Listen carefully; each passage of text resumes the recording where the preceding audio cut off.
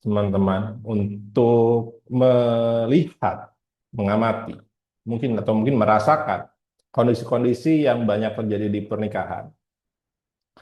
Ketika dua orang yang pasangan laki-laki dan perempuan yang mengikrarkan diri untuk sama-sama berjanji untuk mengikatkan diri di dalam pernikahan, sang laki-laki berjanji kepada ayah dari atau wali dari sang perempuan bahwa saya akan meneruskan tugas untuk menyayangi, mencintai, mengurus dari perempuan yang sama-sama dicintai oleh dua laki-laki ini. Itu sang laki-laki yang jadi calon suami dan juga sang ayah dari perempuan ini.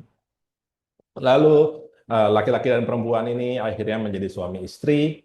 Keduanya sama-sama saling mencintai, saling menyayangi. Sang istri mengagumi hal-hal baik yang ada dalam diri suaminya dan suami mencintai, menyayangi, mengagumi hal-hal yang Allah berikan yang ada pada sang perempuan itu. Lalu ketika pernikahan berjalan, sang istri itu mulai melihat, oh kayaknya dalam diri suamiku ini ada hal-hal yang kayaknya perlu diperbaiki deh. Kayaknya kalau dia ngebenerin dalam dirinya hal tertentu, misalkan dari cara bicaranya, ataupun mungkin kebiasaannya sehari-hari, ataupun mungkin cara dia bekerja di kantor, mungkin dia akan jadi laki-laki yang lebih baik. Dan niatnya baik, ingin membantu supaya suaminya itu bisa lebih berkembang, ataupun di rumah itu ya supaya pernikahannya itu bisa terus bertumbuh. Lalu eh, lama-kelamaan, kok niat baik itu kok malah jadi direspon secara negatif ya oleh suami. Kok suami malah jadi menarik diri, kadang jadi marah, kadang ngedumel, kok jadi malah terasa adanya jarak di dalam pernikahan yang akhirnya sang istri mulai bertanya-tanya, apakah suamiku ini benar-benar mencintaiku? Apakah suamiku ini benar-benar mengurusku? Dan mulai terlihat hal-hal yang kurang dalam diri suami kok membuat suami makin abai dalam hal-hal ngurus rumah tangga. Yang lama-kelamaan kok di istrinya ngerasa, kok lama-lama banyak hal-hal yang beban-beban di rumah tangga ini yang aku yang harus menanggungnya ya. Kok aku jadi merasa sendirian yang ngurus rumah tangga ini. Apalagi ketika sudah ada anak, kok aku yang ngurus anak. Aku juga harus ngurus suami, aku yang harus ngurus rumah. Sementara suamiku tuh ngapain? Dan kita lihat di gambar ini di sebelah kanan bagaimana ada persepsi di sebagian rumah tangga kalau istri itu yang harus menanggung semua hal dalam rumah tangga. Yang suami tinggal ongkang-ongkang kaki di rumah. Kok bisa jadi seperti itu? Dan di kelas ini insya Allah kita akan membahas bagaimana sih, kenapa sih bisa seperti ini. Kenapa pernikahan yang awalnya itu eh, harmonis, romantis, kok lama-kelamaan istri merasa beban keluarga itu dia yang harus menanggungnya sendiri. Dan ada salah persepsi di yang gambar sebelah kanan ini kan saya ngambil dari internet. Ada orang yang membuat ini kesannya seperti suami itu bahagia dalam kondisi seperti ini. Padahal tidak. Laki-laki itu sangat kondisi paling tidak bahagia dalam pernikahan ya ketika dia justru berpangku tangan kepada istrinya, ketika dia tidak diandalkan oleh istrinya, ketika dia hal-hal yang dia miliki, hal-hal yang dia bisa itu justru tidak digunakan di rumah, yang akhirnya dia merasa ya pelariannya itu bisa jadi ke tempat kerja di mana dia bisa diandalkan oleh rekan kerjanya, oleh atasannya, ataupun dia bisnis, dia diandalkan oleh klien-kliennya, atau mungkin di tempat nongkrong, di tempat di mana pendapatnya didengar, sementara di rumah dia seringkali diabaikan, sementara istrinya, ya gimana aku bisa mengandalkan suamiku kalau selama ini aku yang harus ngurus semuanya, gitu ya. Dan untuk tahu semua bagaimana proses ini, saya di awal ini akan bertanya kepada teman-teman, silahkan ketik A atau B ya. Pilih A atau pilih B. Dan pertanyaannya ini, mana yang biasanya lebih mudah untuk kamu lakukan atau prioritaskan? Nah, ini terutama ke peserta-peserta di sini yang sudah menikah.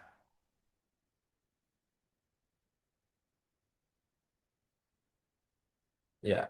A. Mana yang biasanya lebih mudah untuk dilakukan? A.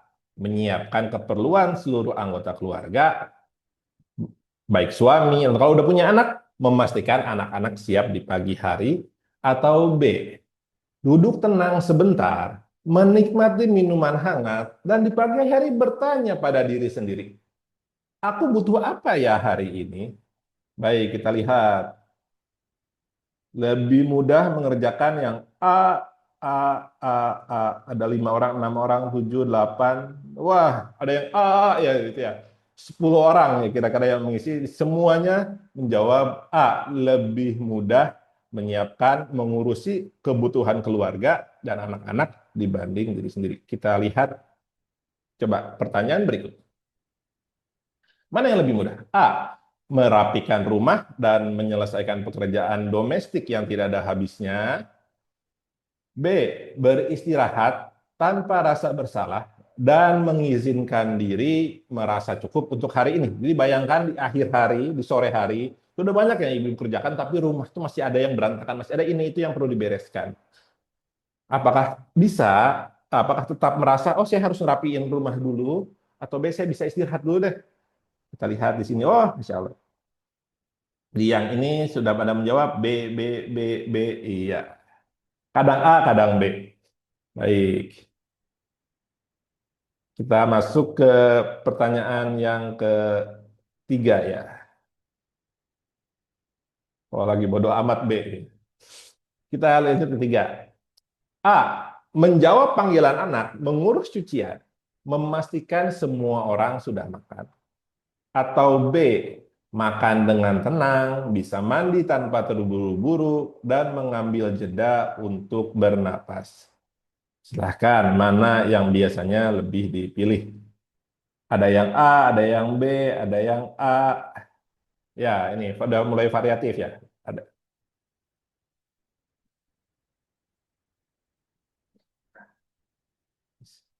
Baik, ini cukup banyak mayoritas yang B ya. Kita masuk pertanyaan keempat.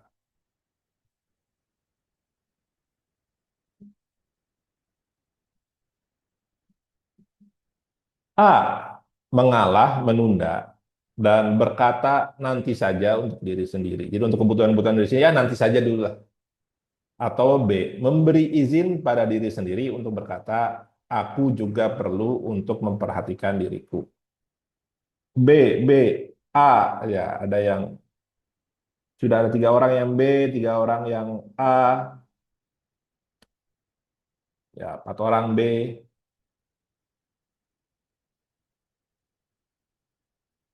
Baik, kayaknya habis ini yang terakhir deh. Yang kelima. Nah, di pagi hari mana yang lebih mudah untuk diprioritaskan? Beres-beres, masak, cuci, nyapu, memastikan semua berjalan dari rumah, atau bisa pagi hari itu udah bisa jalan pagi dulu, baca buku sebentar, mendengar kajian atau podcast favorit, menikmati udara segar. A, B ini mulai variatif ya.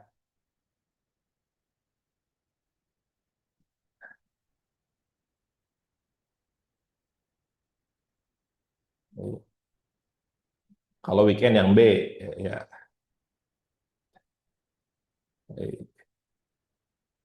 Kalau hari kerja A.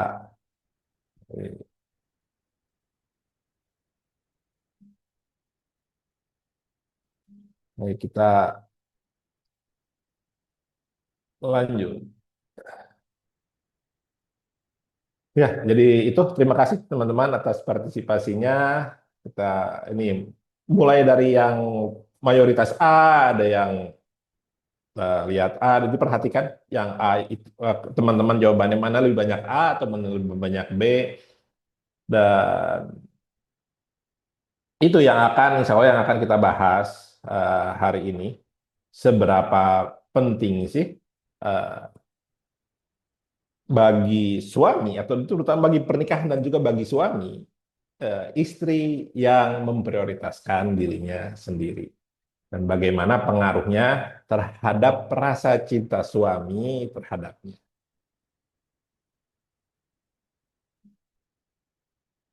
Dan ini akan kita bahas, insya Allah materinya sampai jam 9 ya, cuma harapan bisa banyak tanya jawab. Yang akan teman-teman pelajari, yang pertama psikologi suami, ini laki-laki itu berbeda dengan perempuan. Dan ini yang membuat seringkali ada konflik di antara suami dan istri. Ini di kelas ini harapannya teman-teman di akhir kelas bisa memahami apa yang membuat suami terasa seperti tidak peduli pada istrinya dan tidak mengusahakan pernikahan lagi. Lalu yang kedua, ini teman-teman itu akhirnya bisa punya mindset, pola pikir apa yang perlu teman-teman miliki agar pernikahannya itu selalu penuh cinta. Jangan sampai tadi itu ya pernikahan itu hanya seperti mungkin mohon maaf katanya ya, saya ini kan tinggal di kampung, jadi di sekitar ada ayam. Jangan sampai seperti kotoran ayam. Hangatnya itu cuma sebentar, habis itu dingin membusuk ya. Semoga harapannya itu cinta di dalam pernikahan itu bisa terus bersemi walau sudah sama-sama beruban dan sudah sama-sama buncit, mungkin mata sudah makin buram, itu tetap bisa penuh cinta. Dan juga yang ketiga, setelah mindset itu keterampilan apa saja. Teman-teman harus bisa punya skill apa saja yang bisa teman-teman latih untuk menginspirasi suami supaya jadi terus berinisiatif, yang inisiatifnya itu penuh cinta. Ya, mungkin salah satu keluhan banyak perempuan setelah menikah itu kok suami itu jadi di rumah itu kerjanya leyeh-leyeh, kok nggak aktif, ya kok harus kalau mau ngurusin keluarga, ngurusin pernikahan, ngurusin rumah itu harus disuruh-suruh. Disuruh-suruhnya berkali-kali, bahkan kalau makin sering disuruh malah jadi makin enggan. Gitu. Kok bisa begitu? Dan untuk itu teman-teman ada keterampilan yang bisa teman-teman latih sehari-hari supaya uh, suami bisa uh, berubah jadi lebih baik. Nah, di sini saya sebagai laki-laki, saya akan memberikan perspektif dari sisi laki-laki. Kenapa sih di dalam rumah tangga laki-laki itu ada yang kesannya pasif ketika di pernikahan? Dan kenapa di kondisi-kondisi tertentu kok suami itu bersemangat? Itu tuh bedanya apa sih? Dan itu sangat berpengaruh terhadap sikap istri terhadap suami. Sehingga akhirnya dari situ teman-teman bisa memilih sikap yang akhirnya bisa membuat suami uh, jadi selalu penuh cinta. Yang akan saya ajarkan ini ilmu yang sudah proven. Saya sudah mengajarkan puluhan perempuan yang di situ mereka mempraktikkan apa yang akan saya paparkan di kelas ini dan hasilnya ini ada yang mendadak. Jadi dia setelah ikut kelas dia praktek. Jadi ini kelasnya ini beda dengan yang sekarang teman-teman ikuti ya, yang di apa chat-chat ini, chat-chat di grup WhatsApp pendampingan selama 1 minggu dengan para ibu-ibu yang mereka mempraktikkan ilmu-ilmu yang sebenarnya saya ajarkan di kelas ini hasilnya jadi. Setelah praktikan mendadak malam-malam moodnya naik. Nah, jadi dia penasaran gimana caranya apresiasi suami karena tiba-tiba suaminya inisiatif yang bikin mood dia itu jadi happy. Lalu saya itu mengajarkan kelas ini itu sudah ada beberapa batch dan di hampir tiap batch itu selalu ada istri yang posting mendadak posting di grup seperti ini ya, mendadak suaminya kirim bunga. Setelah mengirimkan, ini ada nanti ada tugasnya mengirimkan list, teman-teman buat list, terus suami mendadak ngirim bunga. Terus ada juga yang di bagian tengah-tengah ini ya, ini 3 Juni 2025, tepat tahun lalu saya ngadain kelasnya. Jadi wajahnya suami itu yang sudah lesu pulang, tapi tiba-tiba suaminya bawa ngeluarin bunga, sampai bilang jadi baik ya, jangan ngambek-ngambek nggak jelas, udah gitu. Ya. Jadi Dia sampai keheranan, kok bisa suami saya berubah jadi seperti ini.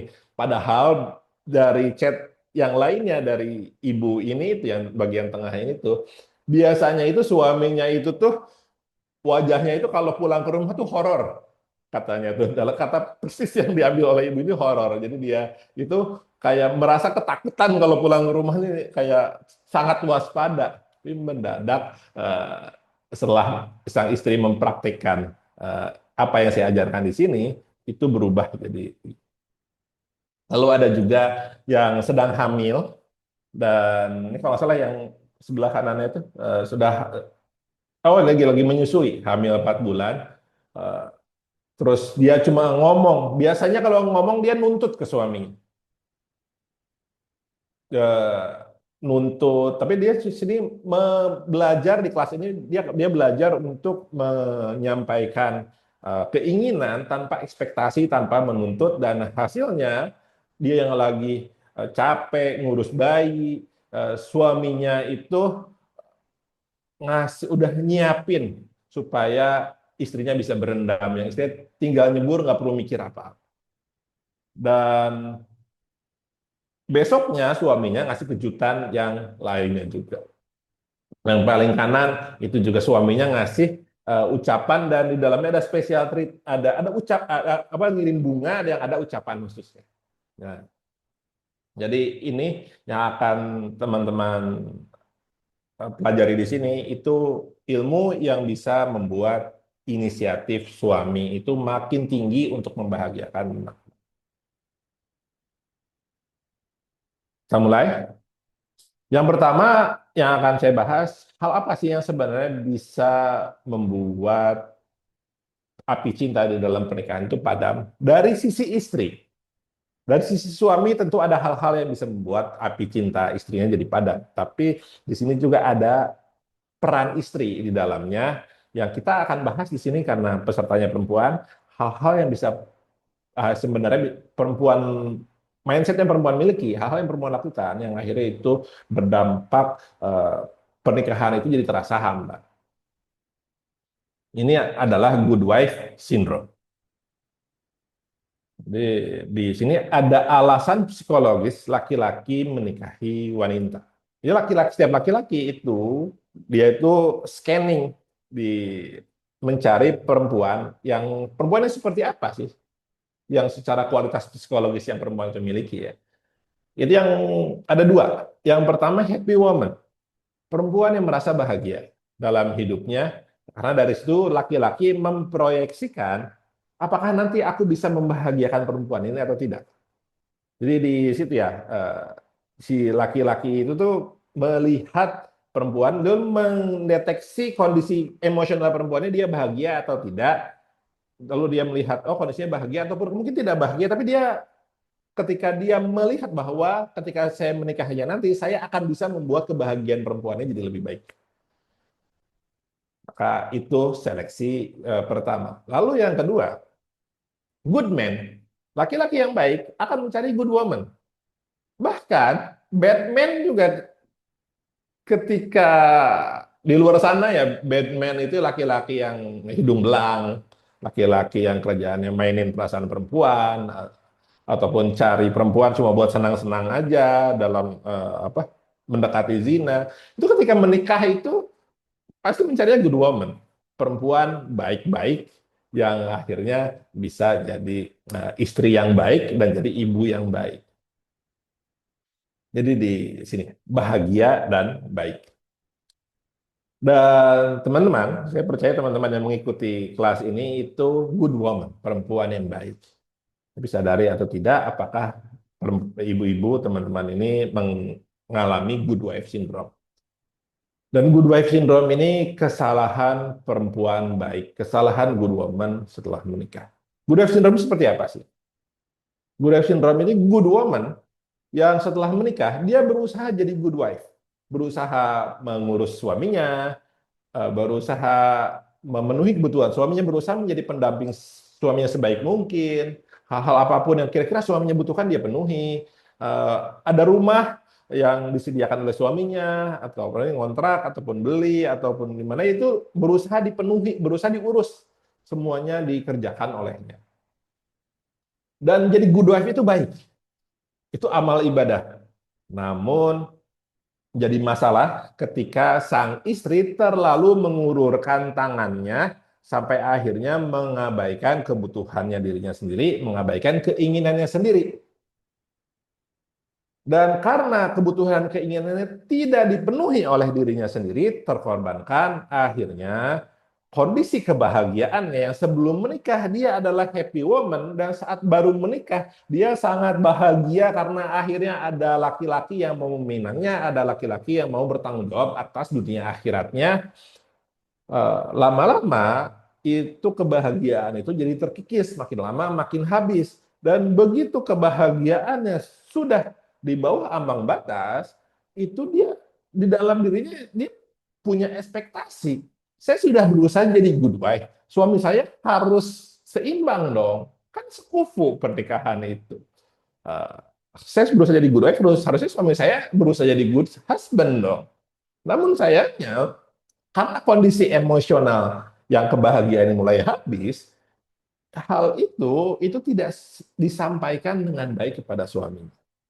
Akhirnya eh, dia dalam dirinya dia tuh punya persepsi bahwa suami saya dong yang harusnya punya tugas untuk membahagiakannya, dan itu tidak disampaikan ke suaminya, dan berharap suaminya mampu membaca pikirannya, berharap suaminya jadi dukun. Dan lama-lama karena melihat suaminya, kok suamiku ini kayaknya nggak good husband, dia harusnya jadi lebih baik dong. Dia harusnya memperbaiki dirinya sendiri dong. Harusnya dia ngerjain A, ngerjain B, ngerjain C. Gitu. Yang akhirnya karena melihat suaminya nggak sesuai ekspektasinya, dia mulai menyalahkan suaminya atas ketidakbahagiaan. Dan inilah good wife syndrome, niat baik yang berakhir justru hubungan pernikahan yang makin buruk. Dari good wife syndrome ini, istri yang berusaha untuk membahagiakan semua orang, tapi uh, maaf sebentar, mengabaikan dirinya sendiri.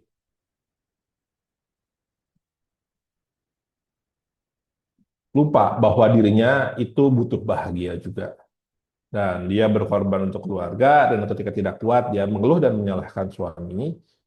Dan masalahnya di sini, laki-laki itu saat menikahi seorang perempuan, dia itu ingin melindungi istrinya. Melindungi secara fisik dan juga melindungi secara emosional. Ingin istrinya bahagia. Dia ingin menjadi pelindung bagi kebahagiaan istrinya. Lalu dia melihat istrinya menyalahkannya.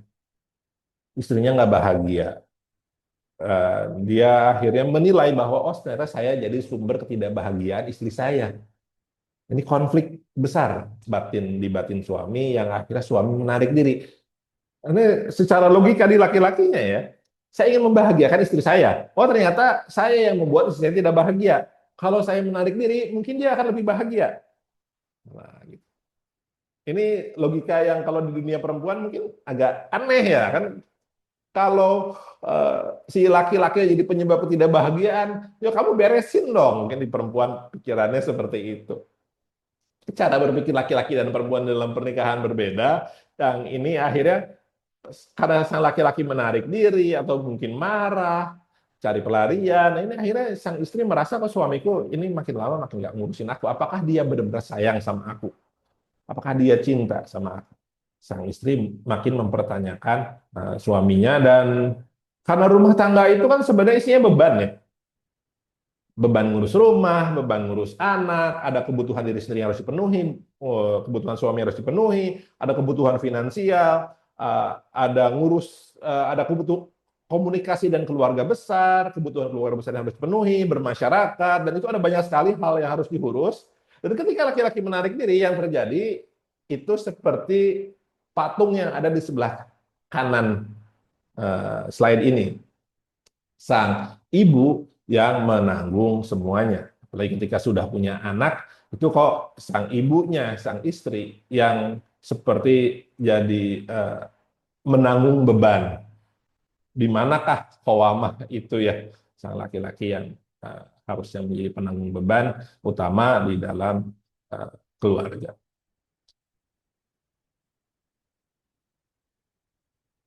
Nah, itu semua terjadi diantaranya itu karena salah satu penyebabnya di laki-laki tentu ada PR-PR yang harus dikerjakan. Cuma kalau cuma nuntut laki-laki itu akan kontraproduktif. Dan justru ada hal-hal yang bisa teman-teman lakukan untuk memperbaiki situasi yang awalnya seperti kondisi seperti tadi, itu akhirnya menjadi sang laki-laki itu yang akhirnya mau menanggung seluruh beban dalam keluarga, dan istri itu tinggal happy-happy. Caranya apa? Itu sebagai istri miliki happy wife mindset. Dan happy wife mindset ini eh, teladan kita semua sebagai umat Islam, bagi yang beragama Islam, itu Rasulullah SAW itu pernah bersabda, maukah aku beritakan kepadamu tentang sebaik-baik simpanan seorang lelaki. Jadi milik seorang lelaki-laki, jadi pernikahan itu kan eh, laki-laki jadi milik perempuan, perempuan jadi milik laki-laki gitu ya. Dan simpanan seorang laki-laki itu istri solihah. Istri solihah itu bila dipandang akan menyenangkannya, bila diperintah akan menaatinya, dan bila ia pergi, si istri ini, istri akan menjaga dirinya. Ada tiga hal jadi. Dan dari tiga hal ini Nabi itu menceritakannya ada urutannya. Seringkali perempuan itu langsung fokus ke yang kedua, menaati suami. Oh, saya harus jadi perempuan yang taat ya, perempuan yang solihah itu perempuan yang taat, terus bisa menjaga diri. Fokusnya di kedua, yang ketiga. Ini berusaha jadi good wife. Padahal di hadis ini, yang pertama disebut itu happy wife. Jadi teman-teman ini sudah dinikahi oleh suaminya, jadi insya Allah ini teman-teman ini sudah jadi, memang sudah jadi seleranya suaminya.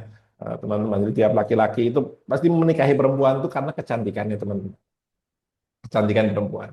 Dan jadi dari situ permasalahannya itu kan sudah menyenangkan untuk dipandang oleh sang suami. Lalu pertanyaannya, supaya makin menyenangkan untuk dipandang itu apa sih? Kondisi emosionalnya itu mesti selalu baik, selalu bahagia.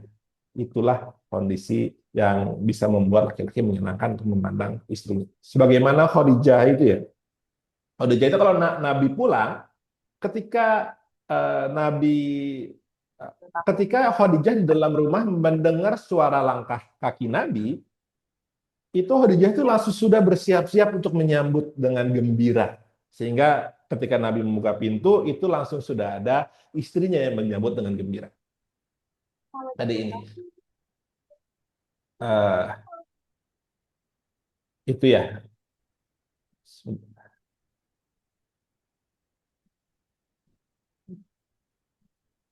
Bentar.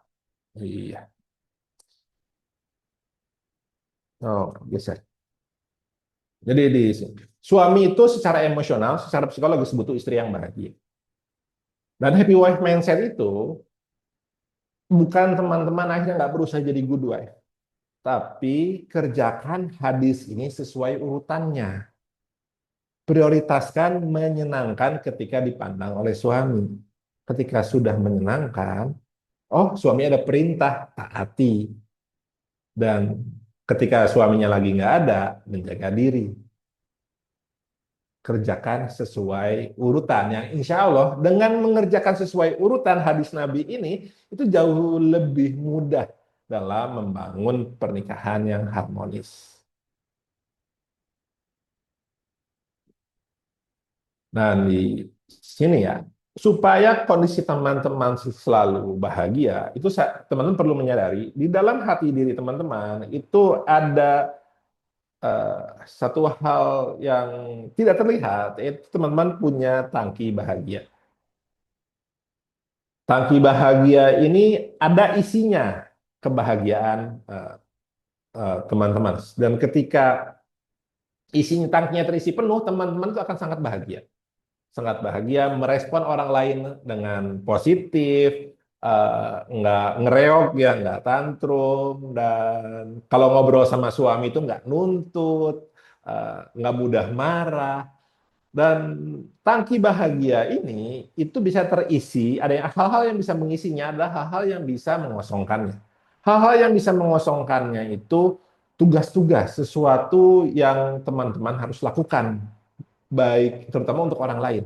Misalkan ngurus anak. Ketika teman-teman ngurus anak, tangki kebahagiaan itu berkurang. Ataupun mungkin di rumah ini istri saya sedang menyusui, mengurus anak, menyusui dan menyusui juga di satu sisi membahagiakan ya. Tapi perlu disadari bahwa menyusui juga sebenarnya satu tugas yang di situ menguras tangki emosional. Lalu yang lainnya lagi ketika teman-teman tidak bisa me time, itu menguras. Lalu tugas-tugas rumah itu nyuci piring, ngepel, itu juga menguras tangki kebahagiaan. Ataupun yang lainnya lagi seperti diminta oleh orang lain, apalagi kalau teman-teman bekerja ya. Ketika teman-teman bekerja itu memenuhi kebutuhan orang lain, walaupun mungkin teman-teman merasa ada fulfillment di situ, terpenuhi secara emosional karena ada, oh ngerasa diri berkembang, merasa diapresiasi, tapi memenuhi kebutuhan orang lain di tempat kerja, apalagi ketika hal-hal itu terasa membosankan ataupun bikin stres, itu tangki emosionalnya bisa mudah turun. Dan ada ambang batasnya. Ketika kebahagiaan ini sudah di bawah batasnya ya, itu teman-teman itu berubah jadi dari good wife menjadi angry depleted wife. Ya, itu kondisi yang berat di dalam rumah tangga.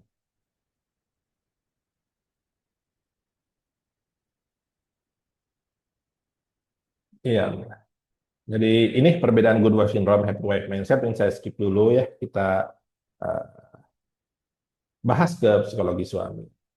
Ini ada hal-hal yang perlu teman-teman pahami tentang diri laki-laki. Jadi di sini ya, dengan memperhatikan isi kelas ini, teman-teman tuh bisa bikin suami makin inisiatif. Gitu ya. Bahkan yang paling bawah ya, istri itu jadi seperti terasa jadi menyihir suami. Kalau yang di paling kanan itu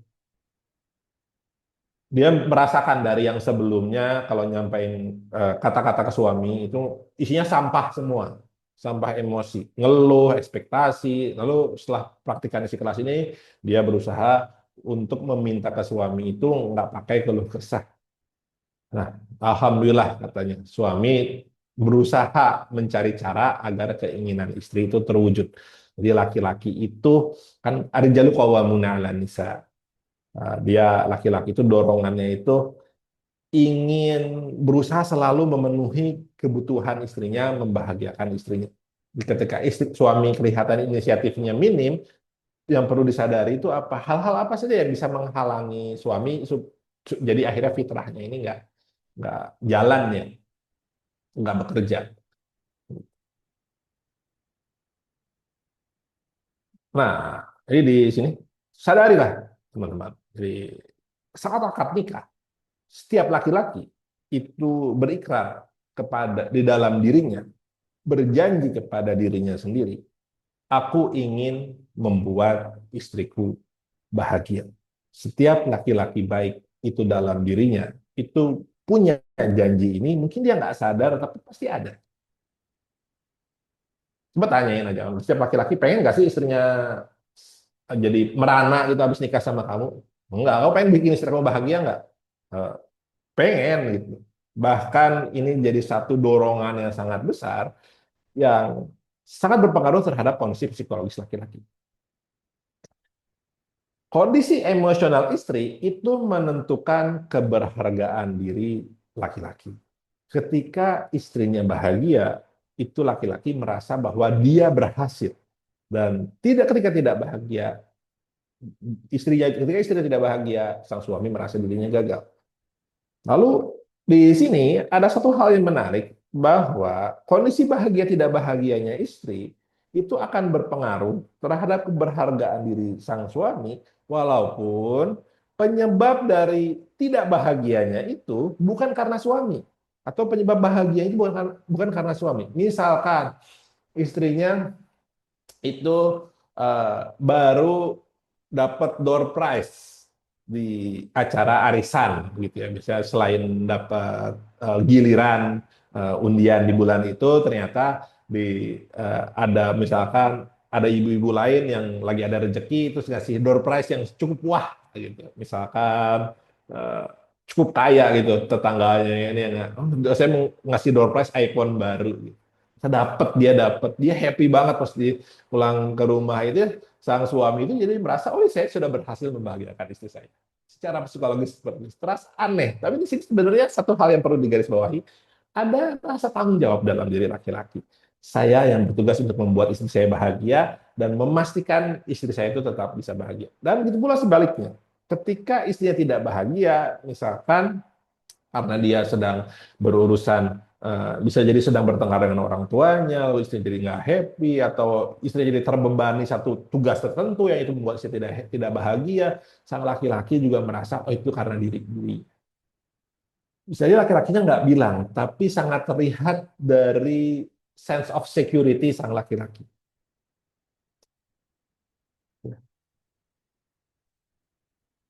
Nah, pertanyaannya, kalau Kang Fer, kalau memang laki-laki itu suami itu pengen membahagiakan istri, kok suami saya nggak jadi nggak seperti itu sih?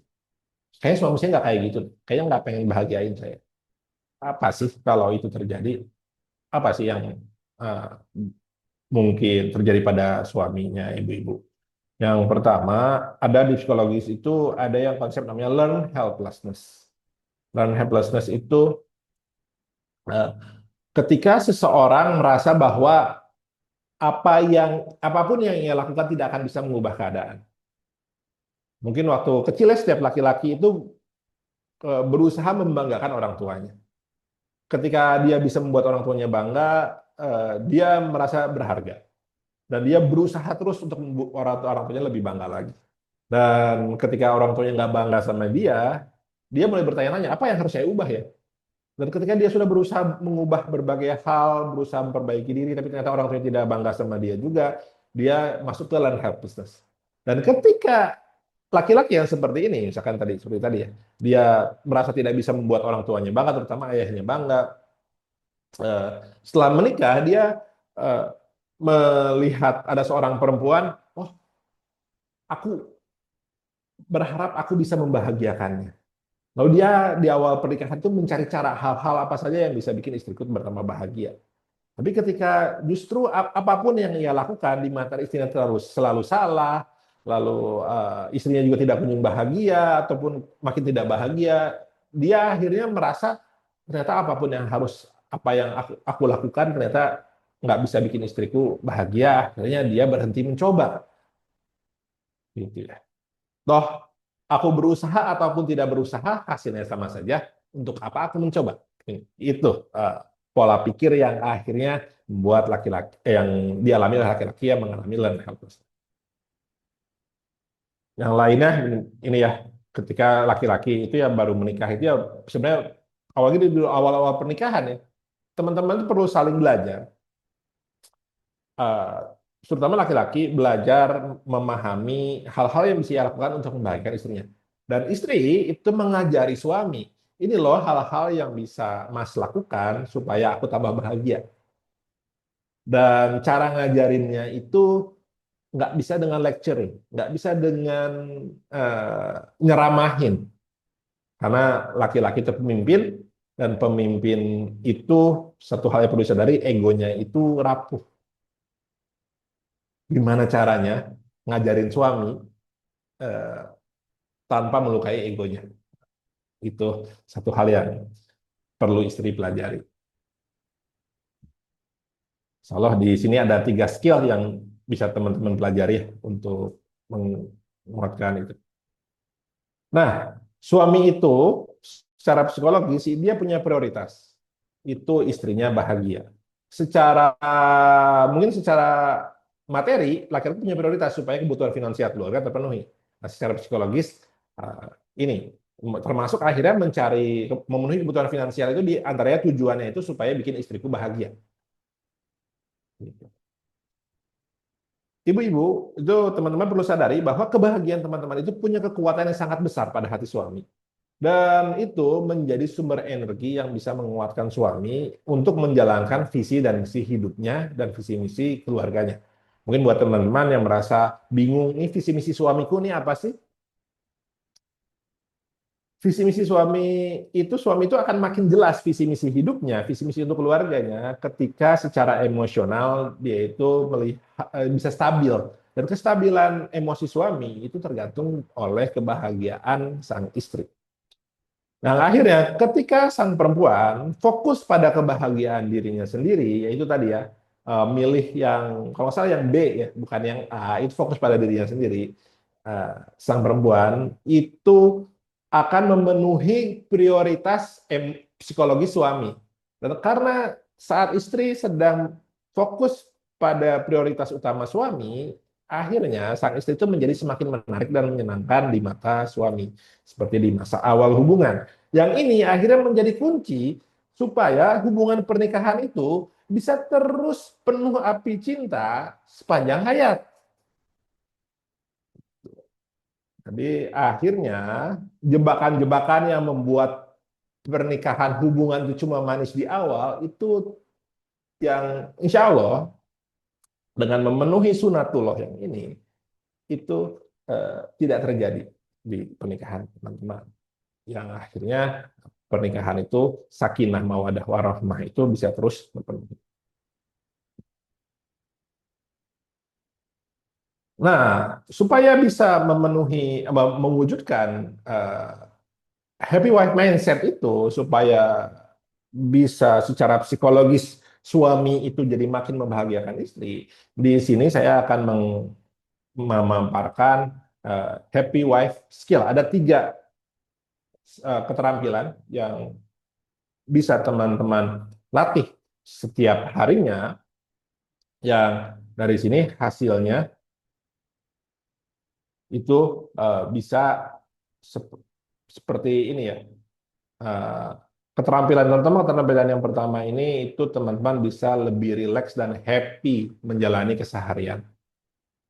Nah, jadi ini ini yang paling kiri itu ada yang ngechat ke istri saya.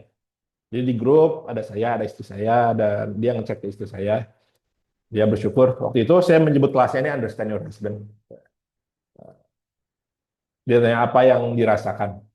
Nah, ternyata jawabnya I feel happier, bikin lebih bahagia. Terus yang tengah, di sini ya, skill pertama itu self care, yang di sini salah satu tugas ini yang perlu bisa teman-teman kerjakan setelah ini, membuat daftar self care.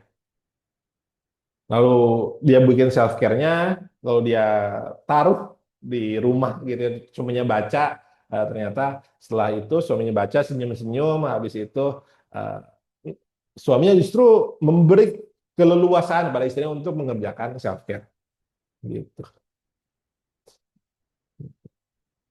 Dan akhirnya ngerasa ketika ada hal-hal yang dia ingin suaminya lakukan, dia nggak menyampaikannya sebagai tuntutan, tapi eh, merasa, oh ketika terjadi, alhamdulillah, ketika nggak terjadi, ya nggak apa-apa. Dan ketika itu, mindset seperti itu yang dimiliki oleh sang istri, buat laki-laki itu justru makin bersemangat, makin berinisiatif untuk mengerjakan hal tersebut. Berbeda ketika dituntut, ngerjainnya pun ngerasa terpaksa. Dan karena istri ngelihat suaminya ngerasa terpaksa, akhirnya ngelihat ini suamiku tuh bener-bener nggak sih ngerjain tuh karena cinta sama aku atau karena takut aku marah aja, ya, karena aku suruh aja.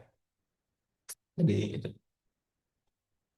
Nah, itu yang sebelah kanan itu eh, dia ikut 2 batch. Jadi di batch satu ngerjain tugas self care ini, lalu dia eh, saya koreksi, eh, itu isinya bukan isinya tuntutan, dan ternyata dia lagi burn out.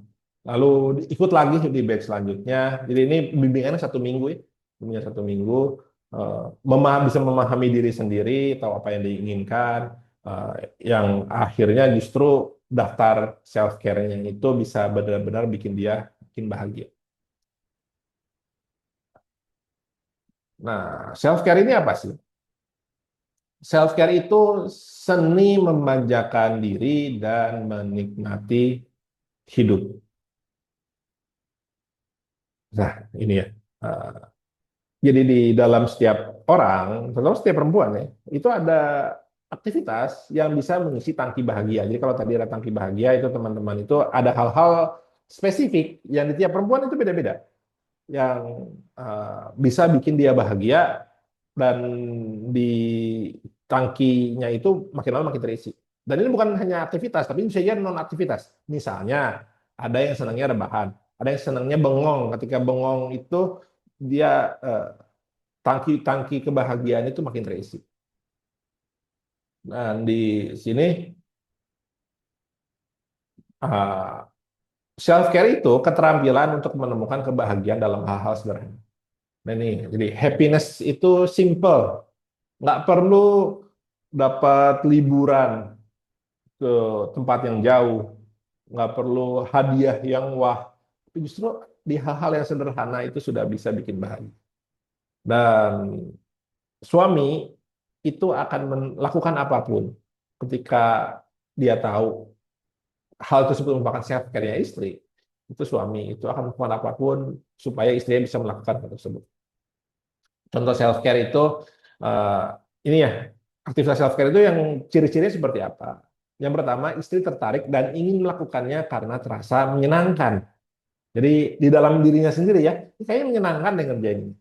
Buat istri saya yang menyenangkan itu ketika pagi hari bisa jalan-jalan, nggak ketempelan sama bayi, bisa ngelihat langit, eh, itu ada kena sinar matahari itu yang jadi sumber kebahagiaan. Nah, yang kedua bisa jadi terasa berat di awal ketika memulai. Misalnya kalau sudah terbiasa setiap harinya itu memenuhi kebutuhan orang lain dulu sampai akhirnya lelah, nggak ada waktu untuk ngurusin kebahagiaan diri sendiri, itu bisa jadi berat untuk bisa masuk ke mode self care. Tapi ketika teman-teman sudah melakukan, yang baru ngelakuinnya aja, oh ternyata pikiranku jadi lebih lega ya, lebih lapang ya, oh jadi happy ya.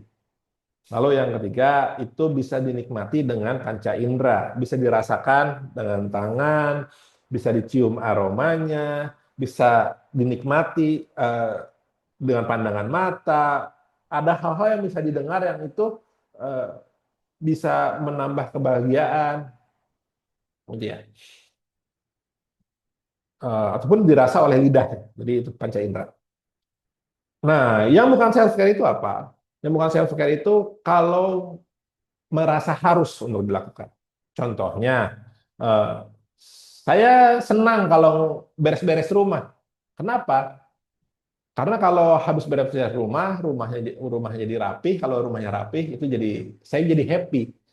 Lalu tanya lagi, itu jadi ngerasa harus beres-beres rumah supaya happy atau memang sebenarnya ya eh, itu tuh memang beres-beres rumahnya yang bikin happy.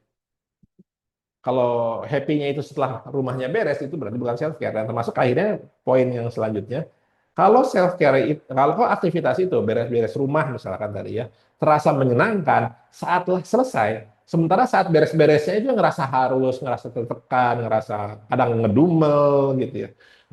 Itu berarti itu bukan self care.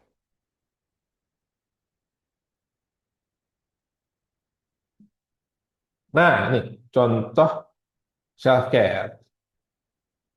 Ini tiap orang beda-beda, teman-teman silahkan gali hal-hal yang teman-teman terasa menyenangkan.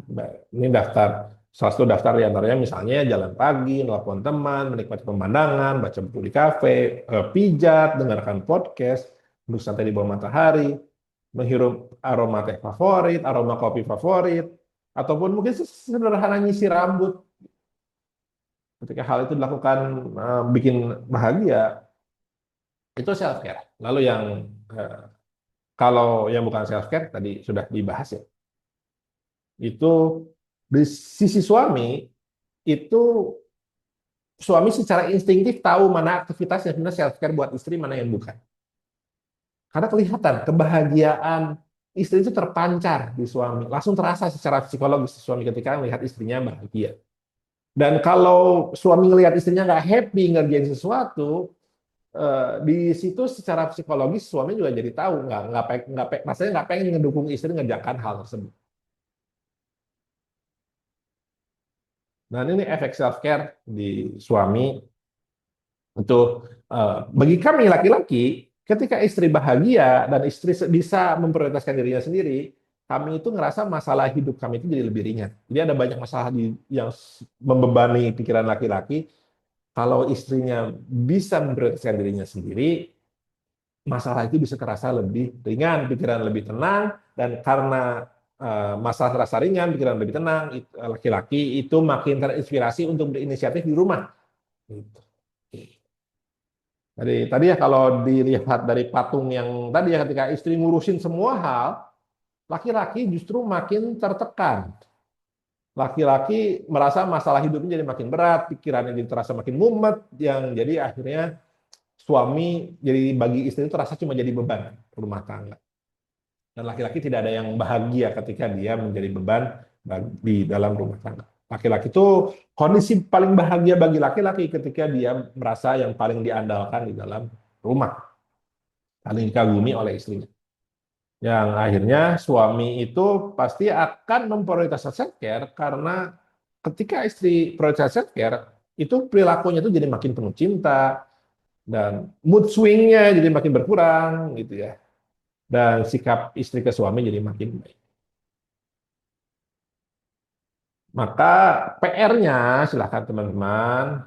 Kalau di program bimbingan itu insya Allah akan dipandu self care-nya itu tuh akan saya cek ini mana yang self care mana yang bukan. Dicek satu-satu lalu dipandu supaya disiplin mengerjakan self care-nya setiap hari. Nah, di sini sebenarnya self care teman-teman hanya teman-teman sebenarnya yang ini memandunya itu proses saya memandunya itu bertanya balik ke teman-teman tiap daftar self care. Jadi teman-teman bisa juga mengerjakan sendiri sekarang ataupun mungkin besok buat daftar self care. Minimal buat 20 daftar self care.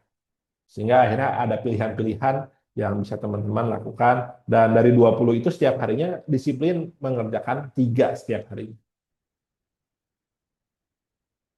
Berikutnya setelah self care itu menghargai keinginan.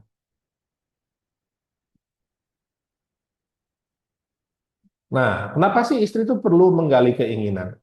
Karena suami perlu dibantu untuk bisa membahagiakan ibu-ibu. Jadi laki-laki itu pengen istrinya bahagia, perlu dibantu. Kalau sang istri nggak tahu keinginannya sendiri itu apa, sangat tidak sehat berharap suaminya bisa nebak-nebak, bisa akhirnya jadi tahu. Laki-laki itu ya sama, ya, tidak ada satupun manusia di dunia ini yang bisa membaca pikiran orang lain, gitu ya. Apalagi kalau orang tersebut juga nggak tahu isi pikirannya itu apa, gitu, keinginannya itu apa. Sehingga akhirnya perlu dibantu. Dan akhirnya skill penting bagi setiap perempuan di dalam pernikahan itu mengetahui keinginannya sendiri. Dan caranya apa? Itu fokus apa yang teman-teman inginkan. Dan nanti teman-teman setelah sudah tahu apa yang diinginkan, itu ekspresikan. Diekspresikannya bisa dengan diucapkan ke dalam diri sendiri ataupun ditulis. Itu tanpa mengeluh, menyalahkan, atau berusaha mengontrol hasil. Tanpa berharap bahwa ini keinginan ini harus terwujud. Ini keinginan ini bisa diibaratkan sebagai doa. Kita kalau berdoa kepada Allah kan sebenarnya kita pengen itu terwujud ya. Tapi kita tahu bahwa kita itu hamba. Hamba itu bukan tempatnya, maksa Tuhan untuk supaya itu terwujud. Kalau bagi laki-laki itu suami itu ya bukan Tuhan yang tidak punya kapasitas untuk mewujudkan semua keinginan teman-teman. Tapi memang laki-laki itu akan berusaha untuk mewujudkan keinginan teman-teman. Tapi kapasitas laki-laki dan secara emosional semangat laki-laki untuk mewujudkan keinginan istri itu sangat tergantung dari bagaimana apakah keinginan itu bikin istri bahagia atau enggak.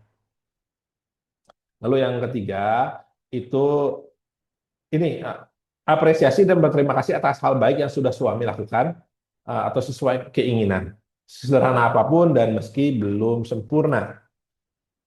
Jadi satu hal yang saya pahami Allah itu memberi rezeki kepada setiap orang dan terutama kepada perempuan ya, kepada istri.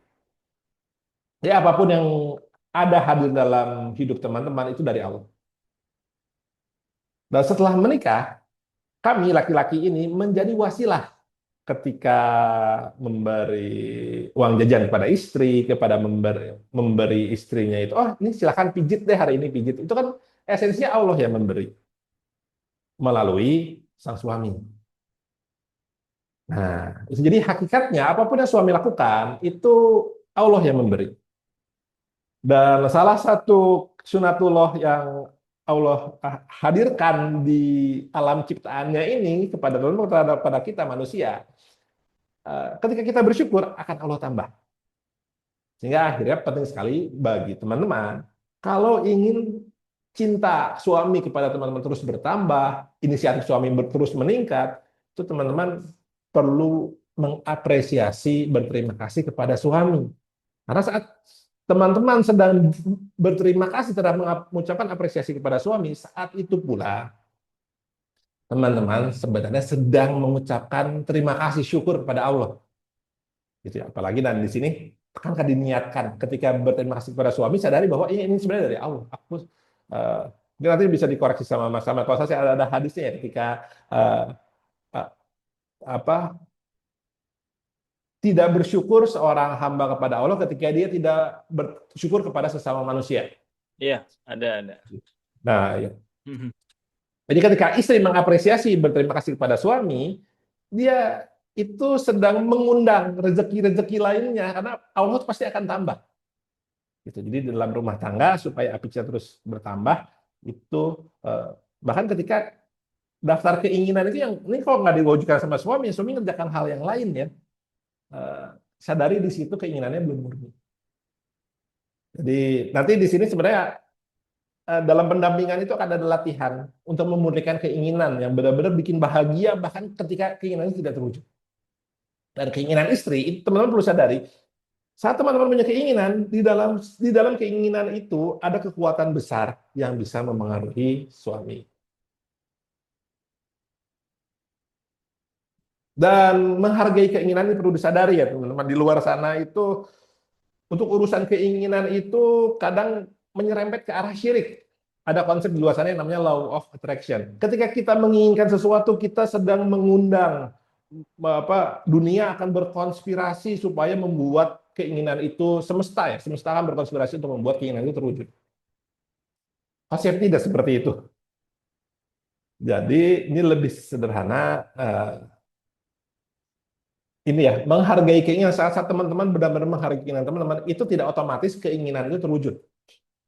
Dan Allah yang maha bijaksana itu akan selalu memberi yang kita butuhkan, bukan semua yang kita inginkan. Itu ya, hidup kita akan hancur kalau semua hawa nafsu kita itu tetap terwujud. Gitu. Nah, sehingga akhirnya di situ serahkan kepada kebijaksanaan yang maha kuasa keinginan mana saja yang terwujud. Jadi bahkan kan ada doanya ya kalau memang apa yang saya inginkan ini baik, maka dekatkanlah. Kalau yang saya inginkan itu buruk, yang lebih maknanya seperti itu ya, tidak baik itu ya apa kita perlu menyadari bahwa kita itu tidak punya kebijaksanaan yang cukup dalam mencapai hidup. Dan termasuk akhirnya di sini suami itu justru harapannya bisa mewujudkan hal-hal yang memang baik untuk hidup teman-teman. Nah, cara menghargai keinginan itu seperti apa sih? Caranya itu izinkan. Setiap kali teman-teman punya keinginan, izinkan keinginan itu untuk hidup di dalam hati teman-teman walau sejenak.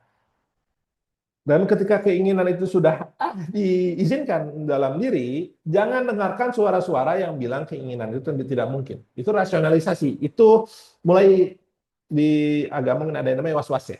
Was-was. Nggak mungkin itu bisa terwujud. Gitu. Yang akhirnya membuat kebahagiaan teman-teman jadi berkurang. Dan menghargai keinginan itu keinginan akan semakin dihargai, bisa teman-teman hargai ketika teman-teman menuliskan keinginannya. Tidak ada suara hati apapun, tuliskan, aku ingin apa, aku mau apa. Ini merupakan langkah awal supaya suaminya teman-teman itu makin punya banyak petunjuk untuk membahagiakan teman-teman. Nah, terkadang ada istri itu yang tidak tahu apa yang aku inginkan, yang udah nggak tahu, yang aku tahu ya apa yang suamiku butuhkan, apa yang anak-anak butuhkan, apa yang harus aku kerjakan. Suara hatiku itu sudah lama tidak aku dengar. Itu penyebabnya apa sampai akhirnya kondisi seperti itu? Bisa jadi karena merasa menghargai keinginan itu akan jadi pekerjaan yang sia-sia. Atau yang lainnya lagi tahu yang diinginkan tapi ngerasa nggak perlu dipikirkan, lama-lama akhirnya makin terkubur. Dan ketika terus terkubur, akhirnya keinginan itu sudah tidak bisa didengar lagi.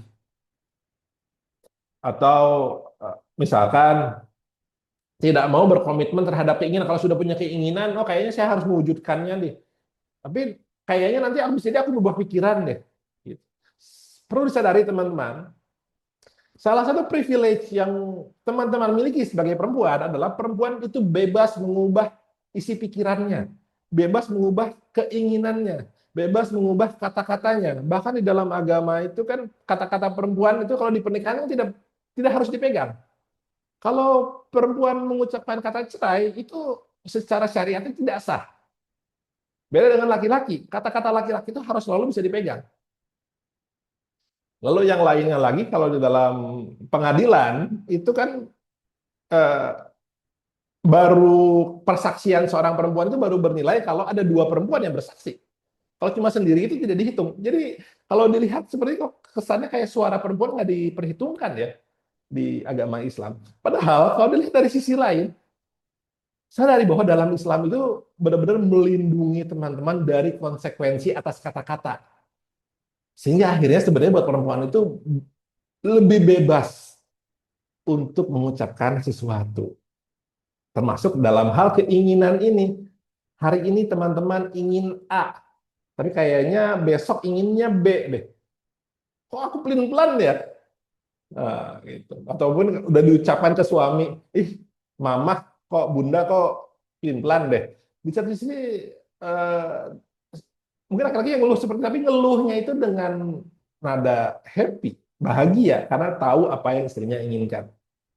Atau mungkin yang lainnya lagi merasa bahwa oh saya punya keinginan tapi harganya terlalu mahal. Mahal ini bisa jadi dalam hal finansial, uangnya lagi nggak ada tapi keinginannya pengen hal yang oh kayaknya jauh di atas kemampuan finansial keluarga deh nanti suami terbebani atau mungkin harganya ini dari kondisi yang ada sekarang di rumah tangga teman-teman misalkan pengen bisa me time sama suami tapi suami kok sibuk terus sama kerjaannya ya bahkan di rumah pun kok mikirinnya kerjaan terus kapan dia bisa memprioritaskan keluarga kapan dia bisa memprioritaskan pernikahan ini. Dia ngerasa oh kayaknya terlalu mahal deh untuk di pernikahan misalkan seperti. Atau yang lainnya takut kecewa kalau nggak bisa mendapatkan keinginannya itu. Yang akhirnya termasuk tadi ya, kayak suami Pumang kayaknya nggak bakal romantis deh. Kalau aku berharap suamiku jadi romantis, kayaknya aku nanti jadi malas cuma bakal jadi kecewa. Jadi ya udah deh keinginan itu aku kubur aja. Gitu. Jadi dari situ penting sekali buat teman-teman untuk tahu keinginannya teman-teman karena ini sebenarnya jadi kompas buat suami untuk tahu apa yang bisa ia lakukan untuk bikin istrinya bahagia. Jadi tadi sudah saya bahas bagaimana dalam pernikahan itu laki-laki itu ingin istrinya bahagia. Dari situ laki-laki butuh petunjuk cara bikin istrinya bahagia itu seperti apa.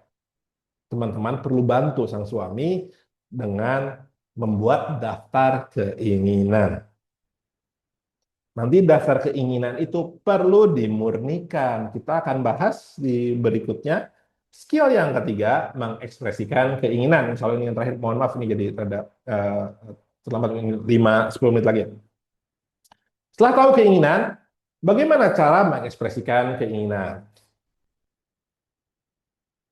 Ketika keinginan diekspresikan kepada suami, itu akan mengubah suami, akan membuat suami jadi terinspirasi untuk mewujudkannya atau akan membuat suami jadi makin menjauh dari istrinya. Tergantung dari apa sih? Tergantung dari cara teman-teman mengekspresikannya. Kalau teman-teman itu mengekspresikannya dengan mengeluh, kok pernikahan kita gini-gini aja sih? Kok kamu nggak romantis sih? Kok kamu nggak kayak dulu lagi sih? Itu mengeluh. Memerintah, Mas, kamu harusnya ngerjain A dong. Kamu harusnya ngerjain B dong. Kamu harusnya bisa ini dong. Itu memerintah. Atau mengkritik, menyalah-nyalahkan suami. Atau punya ekspektasi. Ekspektasi itu, eh, kalau suami nggak kerja kan saya akan hukum dia. Hukumnya misalkan aku jadi marah. Atau suami jadi nggak boleh ngelakuin apa. Atau ngelarang-larang suami apa gitu. Itu ekspektasi. Jadi ketika suami tidak melakukan keinginan sesuai keinginan teman-teman, itu teman-teman menghukumnya. Itu keempat cara itu pasti gagal dan sulit. Dan di dalam bimbingan itu ya apa itu dipandu gimana cara sih caranya sih supaya nggak ngeluh lagi, nggak merintah, nggak kritik, nggak ekspektasi, sehingga akhirnya menggunakan jalan yang mudah, jalan yang akhirnya membuat suami makin semangat untuk mewujudkan keinginan teman-teman. Yang itu caranya adalah mengekspresikan keinginan yang murni. Mungkin teman-teman tahu kisah Asia, bagaimana Asia bisa membuat Firaun mengubah uh, ini ya keputusan. Di Firaun kan membuat hukum semua bayi Bani Israel yang lahir tahun itu harus dibunuh. Tapi ada pengecualian, bayi Musa. Kenapa? Kok bisa? Perhatikan kata-katanya uh, Asia. Kalau nggak salah kata-katanya Qurrata aini walak, latak dulu. Jadi dia ini adalah sumber kebahagiaanku, penyejuk mataku dan penyejuk matamu. Yang respon Firaun ketika mendengar itu, dia sumber kebahagiaanmu. Karena istrinya pengen punya anak, tapi dia bukan sumber kebahagiaan. Firaun nggak senang lihat bayi Musa. Tapi Firaun mengizinkan bayi Musa untuk tetap hidup di istananya. Alasannya karena itu bikin istrinya bahagia. Bagaimana seorang Asia, salah satu wanita terbaik sepanjang masa, itu bisa mengubah lelaki-laki terburuk sepanjang masa itu dengan kebahagiaannya. Dan itu teknik itu bisa teman-teman lakukan juga dengan mengekspresikan keinginan yang murni yang memang membuat teman-teman bahagia. Keinginan murni itu apa sih? Keinginan yang disampaikan tanpa manipulasi, tanpa ekspektasi. Ini nggak ada teknik, secara teknik itu nggak ada. Tapi lebih ke gimana caranya supaya kebahagiaan dalam hati teman-teman itu terkeluar. Dan caranya itu seperti apa? Keinginan yang murni itu ciri-cirinya seperti ini. Ketika teman-teman memikirkan keinginan itu sudah menginspirasi kebahagiaan. Berarti ada kan sebenarnya keinginannya tidak menginspirasi kebahagiaan.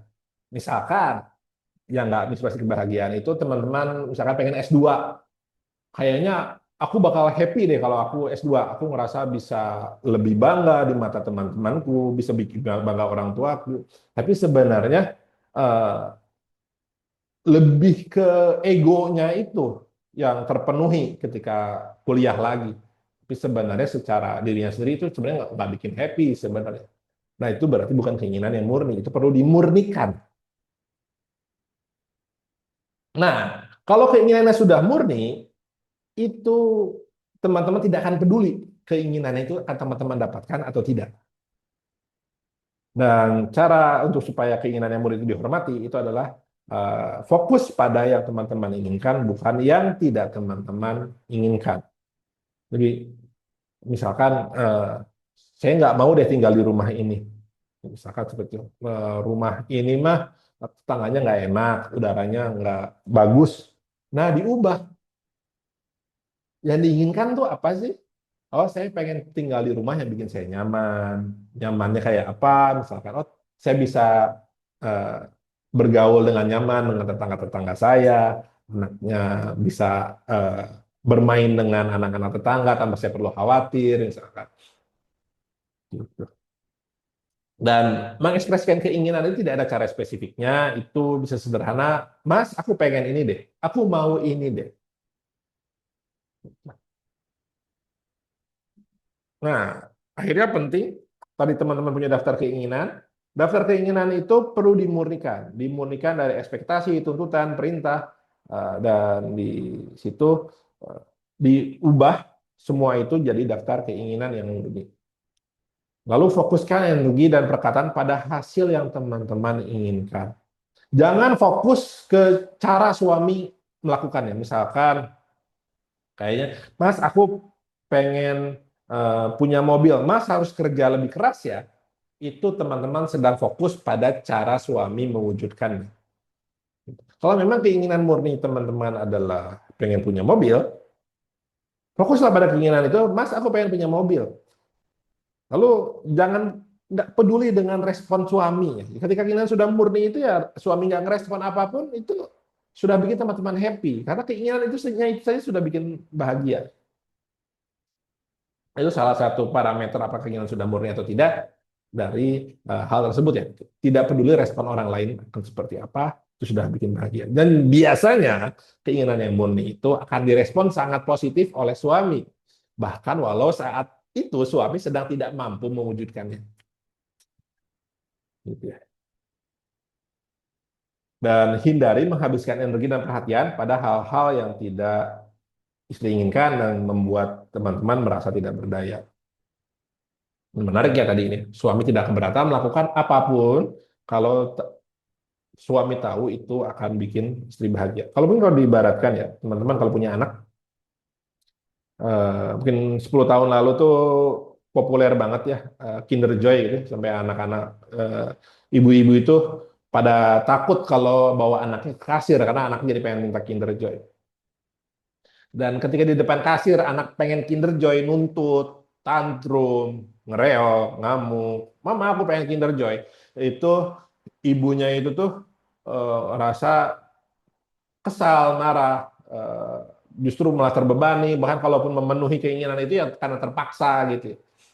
Beda dengan kalau anak lagi di rumah, mah kayaknya enak ya kalau kita bisa makan coklat sepuasnya.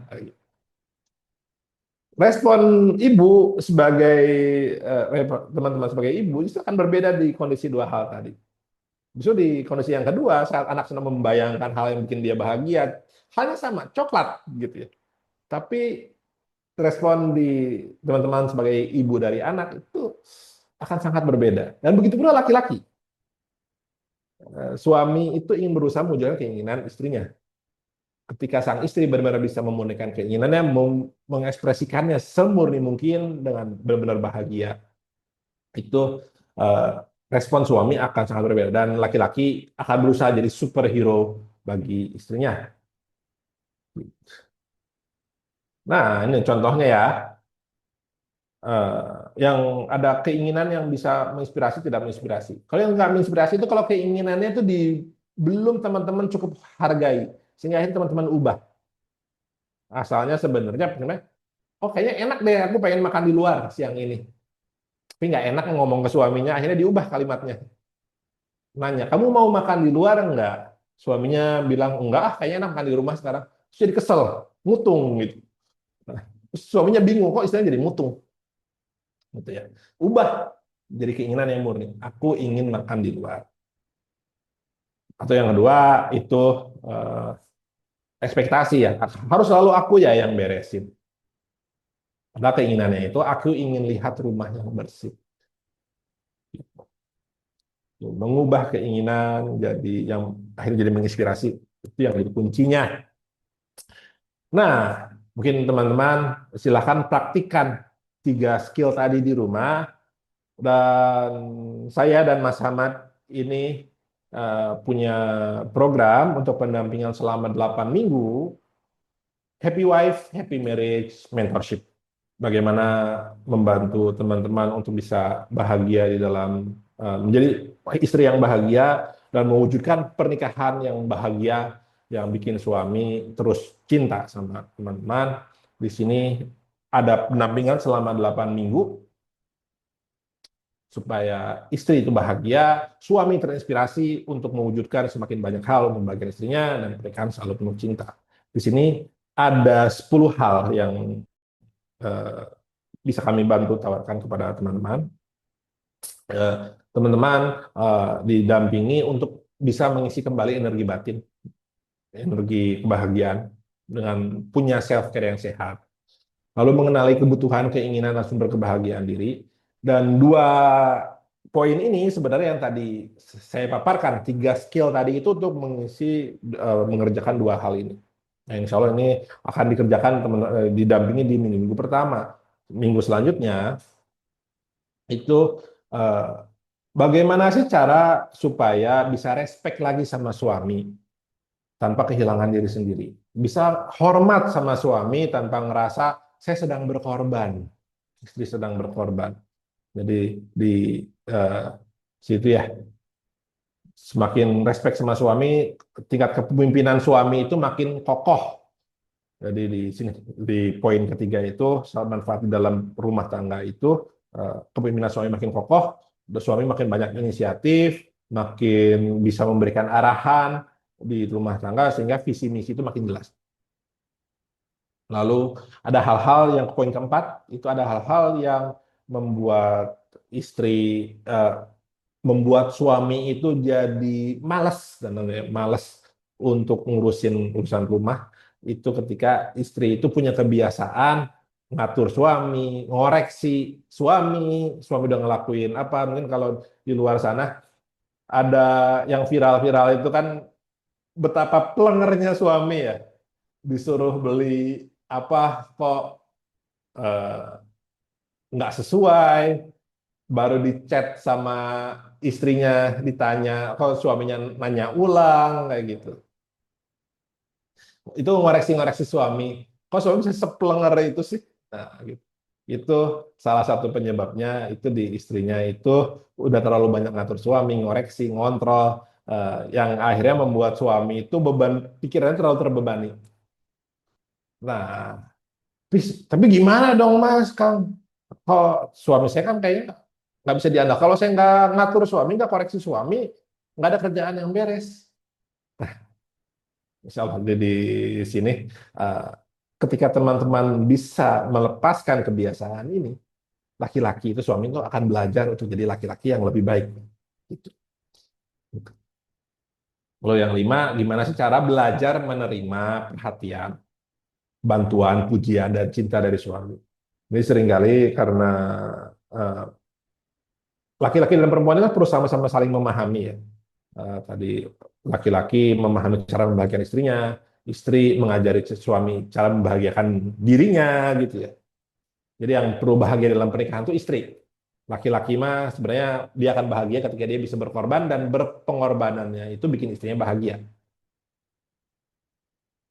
Nah, masalahnya itu eh, terkadang perhatian yang suaminya berikan, bantuan yang suaminya berikan itu nggak kadang nggak sesuai dengan yang istrinya butuhkan. Nah, gimana sih caranya supaya saya itu bisa sebagai istri ya, sebagai istri bisa menerima perhatian dan bantuan itu sehingga akhirnya tadi bisa mengundang rezeki-rezeki tambahan. Suaminya jadi makin inisiatif, makin aktif. Lalu bagaimana bisa mengungkapkan isi hati dengan lebih lembut, jujur, dan tidak menyalahkan. Jadi ketika sebagian perempuan itu kan ada yang kalau punya keinginan, isi hati itu dipendam aja gitu. Sungkan buat ngomong ke suaminya. Tapi ada juga yang eh, ceplas-ceplos untuk mengungkapin semua isi hati ke suaminya, tapi bikin suaminya makin sakit hati. Nah, itu dua ekstrem yang perlu ambil titik tengahnya. Itu di tengahnya adalah bisa mengungkapkan isi hati, tapi dengan cara yang lembut, jujur, eh, itu ya. Akhirnya bisa menjadi malaikat rahmat di dalam rumah tangga ya, bukan menjadi malaikat azab. Mungkin. Lalu bagaimana mengubah komunikasi dari menuntut menjadi menginspirasi dan melatih rasa syukur agar lebih mampu melihat kebaikan suami. Kadang di pernikahan itu kan salah satu penyebab di hadis Nabi ya, penyebab perempuan itu tidak masuk neraka diantaranya itu karena dia kekafirannya. Lalu sahabat bertanya, kok kafir kepada Allah? Bukan, tapi kufur terhadap nikmat yang sudah suaminya usahakan buat dia. Nah, ini jadi harapannya ini bisa adanya rasa syukur. Kufur itu bisa lawannya itu bisa bersyukur melihat kebaikan yang sudah suaminya usahakan dan bisa mengucapkan apresiasi akan hal itu sehingga suaminya itu jadi makin terlihat makin punya banyak kebaikan. Kenapa? Karena ada ketika kita bisa berprasangka positif terhadap orang lain, terhadap suami, suami itu akan lepas beban-beban emosionalnya sehingga dia akan berusaha untuk meningkatkan kebaikan-kebaikan yang ada dalam dirinya yang akan dia berikan kepada istrinya. Ya, gitu ya. Lalu membangun kembali kedekatan, kehangatan, dan cinta yang di sini akan ada latihan harian selama 8 minggu ini. Dan latihannya ini menyenangkan ya, insya Allah. Latihannya menyenangkan. Ini sudah diuji yang di sebelumnya itu latihan itu baru 1 minggu. Yang di sini di 1 minggu aja sudah ada ibu-ibu yang akhirnya suaminya ngirim bunga. Padahal selama belasan tahun suaminya nggak pernah bawa bunga ke rumah. Ini hasilnya bisa beda-beda di tiap orang.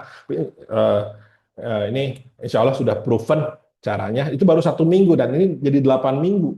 8 minggu ini skillnya itu keterampilan-keterampilannya dan mindset-mindsetnya itu ada lebih banyak yang lebih lengkap eh, supaya akhirnya eh, teman-teman itu harapannya memang di sini happy wife happy marriage ini teman-teman bisa menjadi sosok yang tidak tergantikan di hati suami. Nah, di sini ya, bagaimana caranya di dalam program mentorship ini mendapatkan ruang pendampingan agar perubahannya itu benar-benar teman-teman praktikan, bukan sekadar jadi ilmu. Dan insya Allah nanti kalau teman-teman pengen tahu detailnya, nanti silakan bisa japri saya atau Mas Hamad di grup WhatsApp. Nomor saya dengan Mas Hamad ada di grup WhatsApp. Mungkin itu yang bisa saya paparkan. Saya kembalikan lagi ke Mas Hamad. Oke, terima kasih banyak Mas Ferandi atas pemaparannya. Jadi ada banyak banget ya insight yang kita dapatkan teman-teman, para istri ataupun juga calon istri tentang bagaimana sih cara laki-laki itu berpikir. Kemudian tadi juga salah satu yang aku highlight mungkin eh, kisah bagaimana Fir'aun ya, bahkan yang sekelas Fir'aun. Bayangkan teman-teman, ada nggak yang suaminya nih kayak Fir'aun? Sampai ngebunuhin anak segitu banyaknya, lalu bahkan merasa dirinya adalah Tuhan gitu ya. Tadi mungkin ada di kolom chat tuh, gimana kalau suaminya begini, suaminya begini. Itu pasti adalah salah satu kendala ataupun tantangan rumah tangga ya. Ada setiap dari kita pasti punya kendalanya masing-masing. Kalau diingat-ingat pasti ada aja kesalahan, baik itu yang minor ataupun major. Tetapi kita sedang pengen fokus sama kita atau teman-teman sebagai seorang istri. Ya, kan kita tuh nggak bisa ya ngubah. Misalnya tadi Asia tuh nggak bisa ngubah Firaun jadi ibaratnya udah lu berhenti ngaku jadi Tuhan gitu. Nggak bisa dia. Udah dengan kedudukannya, dengan mungkin ada yang ngikutin, ada yang nyenengin dan sebagainya. Tetapi bagaimana cara komunikasinya ketika di dalam kalau dalam Quran ya, saya kalau hafalnya yang Quran mungkin di kitab-kitab yang lain juga kurang lebih sama diksinya. Eh, jangan bunuh dia karena sesungguhnya dia itu bisa menjadi eh, penyejuk hati atau yang qurratu ain, penenang hati, menjadi sesuatu yang menyenangkan buat aku dan juga kamu. Karena mereka berdua tadi tidak memiliki keturunan, barangkali dia nanti bisa bermanfaat buat kita atau mungkin kita angkat dia sebagai anak. Walaupun Fir'aun tahu dia mah bukan anak yang aku inginkan karena dalam beberapa riwayat memang Nabi Musa itu kulitnya agak gelap sehingga tahu ini adalah anak dari Bani Israel gitu. Dari Bani Israel. Sehingga Fir'aun sebenarnya nggak pengen ngangkat dia sebagai anak apalagi hidup bersama dia di istana. Tetapi karena tahu istrinya itu senang sama hal itu, akhirnya diizinkan tumbuh sampai sampai akhirnya bisa dewasa. Bahkan yang sekelas Fir'aun aja teman-teman itu bisa dalam tanda kutip dibuat takluk gitu ya, walaupun pada salah satu aspek ataupun salah satu sisi aja.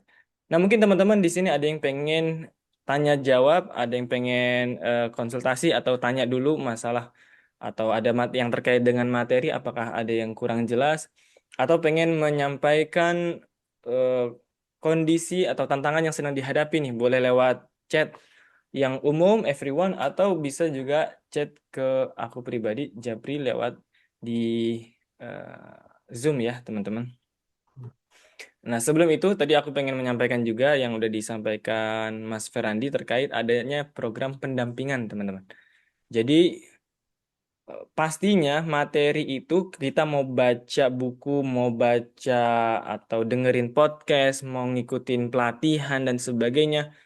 Kadang kita itu, apalagi di zaman sekarang, kita tuh nanya ke AI itu dapat semua ilmu ya. Cuman tantangannya adalah gimana kita prakteknya. Apakah tadi misalnya bikin tas atau list, apa sih yang membuat aku senang? Itu apakah sudah benar atau tidak? Kemudian bagaimana prakteknya? Apa yang harus cara penyampaiannya kepada suami? Karena ada pernah salah satu pembaca bukuku, Om Fer, dia baca Iya. tentang bahwa kita mesti terbuka tuh. Tadi kan nggak bisa ya berharap suami itu paham sendiri. Jadi harus disampaikan. Lalu si pembaca ini cerita, saya ketika nyampein malah jadi ribut berantem sama suaminya.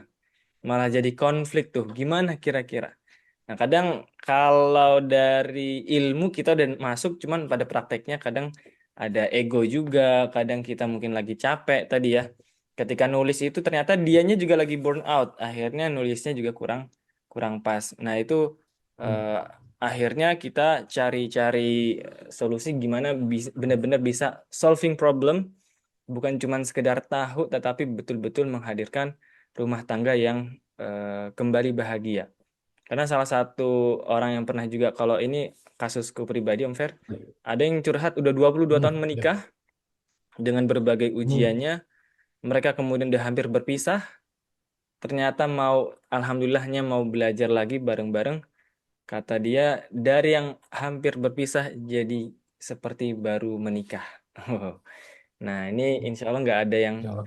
tidak mungkin ya teman-teman, pasti kita punya kendalanya masing-masing, tetapi selagi ada keinginan untuk memperbaiki, baik dari satu pihak atau apalagi terutama kalau dari dua pihak, maka rumah tangga insya Allah bisa diperbaiki, apalagi demi untuk anak-anak kita juga seperti itu.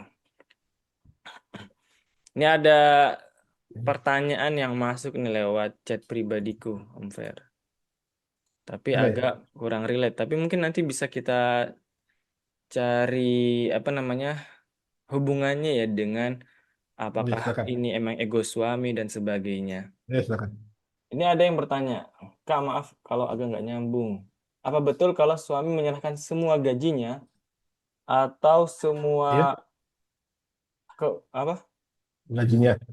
gajinya, menyerahkan semua gajinya atau pokoknya Hmm. ngurus ngasih semua persoalan keuangan kepada istri itu bisa merusak sisi maskulinnya dan berdampak pada keharmonisan keluarga. Gimana kalau masalah Oh, iya. keuangan? Ha, sebagai Iya. istri kira-kira gimana sih yang bijak? Jadi mungkin nyambung misalnya jadi di sini ya. Kita lihat belajar menerima dari suami dan termasuk akhirnya belajar menerima ini adalah menerima pemberian suami secara materi. Ini satu skill yang perlu perempuan miliki karena laki-laki itu ketegakan dirinya sebagai pemimpin, qawamah, ar-rijalu qawwamuna 'alan nisa, itu kan salah satu ciri yang pertamanya itu karena bima fadlallahu ba'dahum ala ba'd wa bima anfaqu min amwalihim. Ya yang kedua ya, bima anfaqu min amwalihim karena laki-laki memberikan nafkahnya untuk istrinya. Dan nafkah itu kan tidak sesederhana uang ya. Bahkan hadisnya itu kan nafkah yang paling utama itu bahkan sampai menyuapkan makanan ke mulut istrinya. Yang di sini memang salah satu praktik yang akan dilakukan adalah bagaimana urusan keuangan itu suami yang memikirkan, bukan hanya suami yang mencari. Jadi kalau terlalu kerdil ya, kalau tugas laki-laki itu hanya mencari uang, lalu istri yang harus memastikan bahwa nah, uang itu cukup untuk nafkah keluarga dalam jangka waktu tertentu 1 bulan gitu, dicukup-cukupkan. Bahkan di sebagian kasus akhirnya karena uangnya nggak cukup, istrinya sampai minjem uang ke pinjol. Nah, jadi di sini memang laki-laki itu kepemimpinannya tegaknya itu karena dia memberikan nafkah. Ya, mungkin kalau kita perhatikan sirah, saya stop sharing ya. Perhatikan sirah, Khadijah itu kan saat setelah menikah, salah satu hal yang pertama dia lakukan adalah menyerahkan semua hartanya untuk dikelola oleh Nabi. Sehingga yang memberi nafkah itu Nabi, walaupun yang kaya itu Khadijah. Itu. Dan di sini saya sangat menyarankan supaya keuangan itu yang megang laki-laki. Istri itu urusannya happy-happy aja, kayak gitu ya. Berusaha mendampingi kalau suaminya minta bantuan. Tapi yang memang yang utama untuk urusan keuangan, dan akhirnya memang ketika laki-laki itu yang megang urusan keuangan, dia itu jadi lebih satset ketika dia kan jadi bisa tahu ya, oh ternyata seminggu ini pengeluarannya sekian, 3 minggu lagi itu pengeluarannya bakal ada apa aja, dan akhirnya menyesuaikan, oh kayaknya bakal kurang deh, oh saya harus berusaha lagi nih untuk nyari uang tambahan, dan justru dari situ kan keuangan laki-laki, kepemimpinan laki-laki makin kokoh. Lalu yang lainnya lagi, ketika laki-laki yang memegang uang dan misalkan sedang makan di luar atau sedang belanja, laki-laki yang berangkat ke kasir lalu dia yang bayar, itu tuh lebih manly dibanding bisa jadi uangnya uang suami, tapi istrinya yang bayar. Misalnya habis makan sekeluarga, terus istrinya yang ke kasir buat bayar, terus anaknya melihat oh ternyata kalau lagi makan di luar tuh yang bayar ibu ya. Loh, itu kan uangnya bapak. Itu kan uang dari bapak, tapi kan kesannya beda gitu. Yang akhirnya di sini memang eh, sangat disarankan itu untuk urusan keuangan tuh yang pusing itu laki-laki. Yang justru menariknya adalah kalau perempuan pusing urusan keuangan itu tuh makin secara emosional tuh makin berat, terbebani. Beda dengan kalau laki-laki terbebani iya, tapi di sisi lain ketika dia merasa mampu untuk menyelesaikan masalah itu, secara harga dirinya itu makin kokoh. Dan akhirnya di sini penting buat perempuan untuk melepas kontrol untuk urusan keuangan, bisa benar-benar mengapresiasi suami karena berusaha sudah bekerja, berusaha sudah memikirkan kebutuhan keluarga, mengatur keuangan keluarga dengan sebaik mungkin, dan ketika suami membelanjakannya itu untuk sampai akhirnya menjadi benar-benar jadi nafkah yang sampai ke mulut istri dan anak-anak, itu istri bisa mengapresiasi hal itu juga, yang akhirnya dari situ keberkahan itu menjadi semakin tumbuh ketika sesederhana laki-laki memenuhi tugasnya sebagai pemimpin qawam bima anfaqu min amwalihim. Kalau secara ayatnya itu kan Mas Ahmad bisa menambahkan min amwalihim, yang dinafkahkan itu sebagian dari hartanya. Kalau laki-laki menyerahkan seluruh hartanya pada istrinya, eh, dari mana lagi laki-laki bisa punya kekuatan untuk akhirnya bisa membahagiakan istrinya lebih lagi? Gitu ya. Mungkin itu dari saya. Oke, terima kasih banyak Mas Ferandi. Teman-teman ada lagi yang ingin bertanya? Ini yang tadi nanya katanya ngasih tanggapan dikit sih. Kalau suami yang pegang takut dipakai buat jajanin wanita lain. Ini Oh, kembali ke masing-masing. berarti PR-nya kalau gitu di sini dirasa percaya. Hmm. Atau Kenapa? mungkin kadang ada juga ada luka di masa lalu gitu mungkin Om Fer. Ya itu. Kenapa ibu bisa nggak percaya sama suami? Hmm. Pertama, apakah masalahnya ini ada di suaminya, punya histori.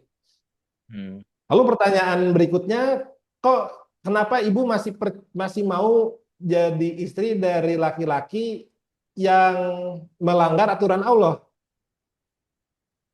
Kenapa? Misalkan suaminya sudah berjanji tidak akan mengulangi-laginya lagi.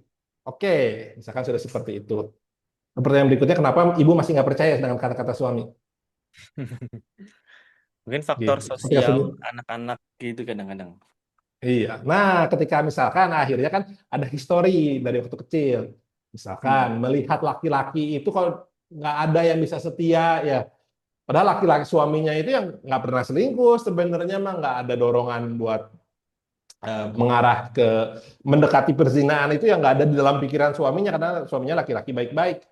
Hmm. Dan ketika itu terjadi, oh kenapa saya masih membawa luka dari masa lalu ke saat ini? Dan itu perlu diproses. Yang di sini memurnikan keinginan itu jadi satu proses yang akhirnya jadi memurnikan hati supaya akhirnya kerak-kerak yang mengotori dan akhirnya bisa merusak pernikahan itu bisa hilang. Karena perlu disadari ini histori masa lalu dari ibu itu bisa terbawa ke saat ini yang ini membebani suami yang sebenarnya suaminya. Jadi sadari ini ya. Salah satu hal yang perlu ibu sadari bahwa dalam menikah itu ibu itu pasti mendapatkan laki-laki terbaik yang bisa ibu dapatkan. Pasti dong. Jadi ini pas lagi lajang, ibu kan nge-scanning ya laki-laki di sekitar ibu. Lalu dari scanning itu kayaknya yang eh, sekufu. Nah, kalau di Islam istilahnya sekufu ya. Sesuai dengan itu kayaknya yang A, yang B, yang C. Dari A, B, dan C, ibu bakal melihat yang paling baik dari A, B, dan C ini yang mana? Misalkan yang B, kedua yang A, yang ketiga yang C. Oh ternyata yang B itu nggak segera ngasih kepastian. Yang C dan A ngasih kepastian. Ibu milih yang A dong. Itu laki-laki terbaik yang bisa ibu dapatkan. Jadi sadari bahwa suaminya ibu itu laki-laki terbaik yang Allah berikan untuk ibu. Ketika ibu merasa, saya nggak percaya sama suami saya, saat itu ibu sedang meragukan keputusan ibu sendiri. Ibu sedang merasa merendahkan nilai diri ibu. Ibu menikah itu dengan laki-laki baik. Dan ibu perempuan yang baik. Ketika ibu bilang suami saya nggak baik, saat itu pula ibu sedang bilang, saya ini perempuan yang nggak baik. Karena saya mencari laki-laki yang nggak baik. Jadi di situ rasa percaya ibu kepada suami ini yang akhirnya perlu jadi PR-nya ibu. Gimana caranya ketidakpercayaan ibu kepada suami itu perlu dibereskan sampai akhirnya saya percaya sama suami saya. Nggak bisa Bu, pernikahan itu tidak bisa dijalankan kalau ibu nggak percaya sama suami. Nggak bisa kayak mungkin kalau di mitologi India itu kan kisah Rama Sinta dan Rahwana itu kan ketika Rama setelah menyelamatkan Sinta, Rama nggak yakin ini Sinta ini bisa jadi sudah berzina dengan Rahwana, meragukan kesetiaan Sinta terhadap Rama. Akhirnya diuji harus kalau nggak salah itu harus dibakar di api yang kalau masih suci itu bisa selamat gitu ya bahkan sampai ketidakpercayaan seperti itu kan justru menyakitkan bagi Sinta. Iya. Padahal Sinta selama ini setia pada Rama. Dan Rahwana pun di kisahnya itu kan sangat menjaga Sinta, tidak mau mendekati Sinta. Sebelum Sintanya memang bersedia sama dia. Gitu. Iya. Nah, kalau itu saja bagi Sinta menyakitkan, bagi laki-laki menyakitkan juga kalau selalu dicurigai oleh istrinya. Karena perempuan itu yang paling menentukan harga diri laki-laki. Harga dirinya jatuh ketika dia tidak dipercaya oleh istrinya. Nah, gitu. Jadi ini PR-nya Bu. Mangga tuh. Baik, terima Coba kasih banyak. dituntaskan. Fer. Ini tadi cerita beliaunya nyampaikan mungkin sekedar tanggapan aja, maksudnya nggak sampai Oh iya, ke silakan. perzinaan, tapi pernah neraktir perempuan lain seperti itu. Oh iya, jadi di situ. Ya, mungkin ada teman-teman Iya. lagi yang pengen bertanya Hmm. nih, biar kita ada sesi lain. Silakan boleh ditanyain Silahkan. terkait materi atau mungkin beberapa problem, atau di sini teman-teman ketika menghadapi masalah atau burnout gitu, kadang tuh ada beberapa yang sampai emang bener-bener bingung, Om Fer. Dulu Oh dia ya. punya hobi, kemudian ketika menikah, udah nggak mungkin tuh ngelakuin hobi itu. Misalnya Hmm. dulu ketika dia bujang, dia suka jalan-jalan sendirian, naik Hmm. kayak naik di Transjakarta gitu ya, misalnya keliling aja. Kemudian dia me time-nya kayak gitu tuh. Cuman sekarang kan udah nggak mungkin. Sebagai seorang istri, dia pastinya harus ngurusin rumah, nggak bisa ditinggal, apalagi juga punya anak-anak. Sehingga kemudian, atau misalnya dia punya kesenangan dulu minum minuman manis, tapi karena udah memilih gaya hidup yang sehat, itu juga salah satunya dia tinggalkan. Akhirnya bingung ketika mencari apa yang bikin aku bahagia lagi gitu. Itu kira-kira gimana sih tips untuk mencari kebahagiaan tadi? Mungkin kalau di bimbingan, dibimbing bener-bener ya, cuman mungkin ada kisi-kisinya nggak nih? Ya, mungkin tadi itu ya. Jadi salah satu buat tahu self care itu ya, lihat perhatikan yang bikin bahagia pas lagi si Lajang. Tadi misalkan si Transjakarta sekarang nggak mungkin, anak masih kecil, terus kayak suaminya lagi kerja dan kalau weekend biasanya ada banyak hal yang harus diurus. Yang pertama hargai keinginan itu. Hargai keinginan itu dengan bisa diucapkan dalam hati, bisa dituliskan, bisa jadi doa kepada Allah. Ya Allah, aku ingin jalan-jalan naik Transjakarta lagi seperti dulu. Pertama, hargai keinginan itu. Ketika dihargai, itu keinginan itu akan tumbuh dalam diri dan itu akan bikin ibu bahagia. Jadi ketika itu benar-benar self care, nggak perlu terwujud pun itu, berarti ketika itu jadi keinginan yang murni, ketika tanpa perlu terwujud pun sudah bikin bahagia. Nah, berikutnya biasanya kalau keinginan itu sudah dihargai, akan muncul cara seperti kayak kalau kita lagi di jalan terus mau ngitung mobil merah, mendadak tuh jadi kelihatan lebih banyak mobil merah yang bisa kelihatan. Padahal sebenarnya jumlahnya sama aja gitu. Tapi lebih ke karena sedang mencoba memperhatikan mobil merah, akhirnya bisa kehitung tuh jumlah mobil merahnya. Jadi, oh kayaknya kok jadi banyak ya mobil merah ya. Udah sama aja sebenarnya jumlah mobil merah. Nah, berikutnya, akhirnya ketika keinginan untuk jalan-jalan ke Jakarta itu akhirnya mulai memperhatikan, oh ternyata aku ada waktu loh untuk bisa jalan-jalan. Ternyata ada cara loh supaya walaupun anak lu masih kecil, kayaknya aku bisa deh jalan-jalan kayak dulu lagi. Atau yang lainnya lagi, opsi lainnya, ketika itu diungkapkan ke suami, aku ingin bisa jalan-jalan di Transjakarta kayak dulu lagi. Suami akan mulai memikirkan cara, apalagi ketika keinginan yang murid disampaikan. Nggak ada ekspektasi ke suami, nggak ada nuntut ke suami, nggak ngeluh, nggak ngeritik.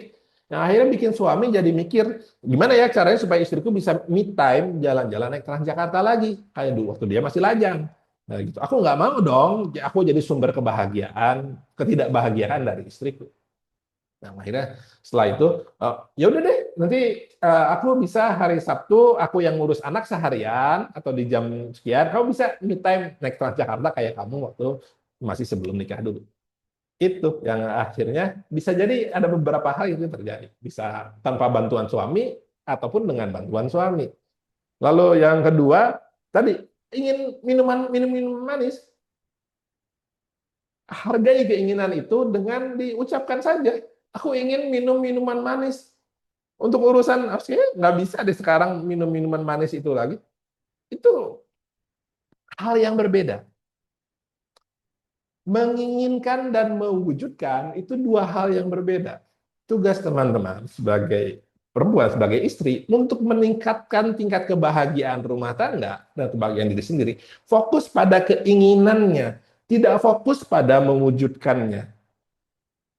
Sebagaimana nanti mungkin bisa jadi ya akhirnya karena tahu ah, aku punya keinginan ini tapi nggak apa-apa nih nggak wujud juga kayak gitu. Maksudnya aku pengen minum minuman manis cukup sampai di situ. Eh, Akhirnya ya bisa jadi ada kebahagiaan lain yang Allah hadirkan Mhm. gitu. Walaupun nggak bisa minum minuman manis seperti itu lagi. Gitu. Misalkan ternyata pernah sekali cheating minum minuman manis, kok ternyata nggak seenak dulu ya. Kok ternyata makanan yang biasa aku nikmati sekarang, yang itu bukan minum kemasan manis gitu, itu ternyata lebih enak daripada minum minuman manis itu. Itu cuma apa memoriku aja gitu. Kayaknya enak dari dulu, ternyata pas habis makan makanan alami ternyata nggak seenak itu. Bisa jadi seperti itu. Tapi hargai keinginan itu. Berarti Gitu emang mungkin. fokus pada keinginan bukan mewujudkannya dulu ya. No? Urusan Betul. apakah bisa terwujud atau tidak itu belakangan, tapi Ya, menghargai keinginan bukan dengan memendam atau apa namanya kadang mengabaikan gitu ya. ya, Apa tadi salah satu dialirkan. penyakitnya good wife itu ya. Good wife adalah Ya. fokus pada kebahagiaan orang tapi lupa sama kebahagiaan dirinya sendiri. Oke, teman-teman, mungkin itu dulu ya dari perwakilan pertanyaan dari saya. Buat teman-teman yang ada keinginan untuk ikut program pendampingan, insya Allah akan didampingi oleh Mas Ferandi langsung juga bersama dengan tim. Nanti setiap harinya, wabil khusus seminggu sekali akan ada tugas-tugas, nanti ada follow up diingatkan. Itu selama 8 pekan, 8 minggu atau kurang lebih 2 bulan. Kenapa 2 bulan? 2 bulan itu adalah angka yang cukup efektif untuk membuat perubahan besar dalam rumah tangga. Jadi kalau misalnya teman-teman ke konselor-konselor keluarga curhat, biasanya mereka akan ngasih minta tolong selama 2 bulan ke depan kalian ikutin kami. Kalau benar-benar pengen ngubah suasana rumah tangga. Kalau emang nggak siap untuk berkomitmen 2 bulan, mendingan jangan karena akan sia-sia. Sayang banget kalau misalnya cuma 1 bulan terus nanggung gitu ya. Bahkan kalau misalnya 1 bulan udah berhasil teman-teman, tetap nanti cerita follow up, apalagi yang bisa dikembangkan, apalagi yang bisa lebih dihidupkan lagi eh, dalam rumah tangganya. Nah, untuk info lengkap programnya nanti insya Allah akan kami share di grup atau buat teman-teman yang nonton di rekaman nanti juga akan kami sertakan di deskripsi ya link untuk ikut serta dalam program ini. Karena nanti pastinya kita juga butuh informasi dari teman-teman apa yang menjadi kendala, apakah itu dari komunikasi, apakah tadi mungkin finansial yang masih terbatas belum bisa mewujudkan dan sebagainya. Nanti pokoknya stay tune terus di grup. Nanti aku akan juga sampaikan buat teman-teman yang belum bisa hadir pada malam hari ini supaya nonton videonya sampai selesai dan nanti semoga bisa ikut juga program pendampingannya selama 2 bulan. Kuotanya terbatas dulu untuk selama 2 bulan ke depan. Program Juli sampai Agustus itu cuman 5 keluarga saja, 5 orang. Jadi dibatasi supaya juga bisa tetap fokus ya teman-teman. Mungkin seperti itu dulu pertemuan kita di kelas webinar di malam hari ini. Terima kasih banyak sudah bergabung, sudah ikut serta sampai akhir. Semoga kita bisa ketemu lagi di webinar ataupun kelas berikutnya. Insya Allah akan kita hadirkan rutin. Jadi teman-teman juga selain nanti bisa ikut program pendampingan, akan ada juga materi-materi seperti ini. Kita usahakan ada setiap bulannya. Kita sudahi. Terima kasih banyak buat Mas Ferandi. Terima kasih banyak buat seluruh peserta yang ikut hadir. Semoga ilmu yang bisa yang disampaikan tadi bisa bermanfaat buat kita semua. Dan semoga rumah tangga kita menjadi keluarga yang lebih sakinah, mawaddah, warahmah. Amin ya rabbal alamin. Kita tutup dengan alhamdulillah, alhamdulillah rabbil alamin. Wassalamualaikum warahmatullahi wabarakatuh. Terima kasih banyak dan sampai jumpa lagi di webinar-webinar Warahmatullahi berikutnya. wabarakatuh. Oke. Iya. Hari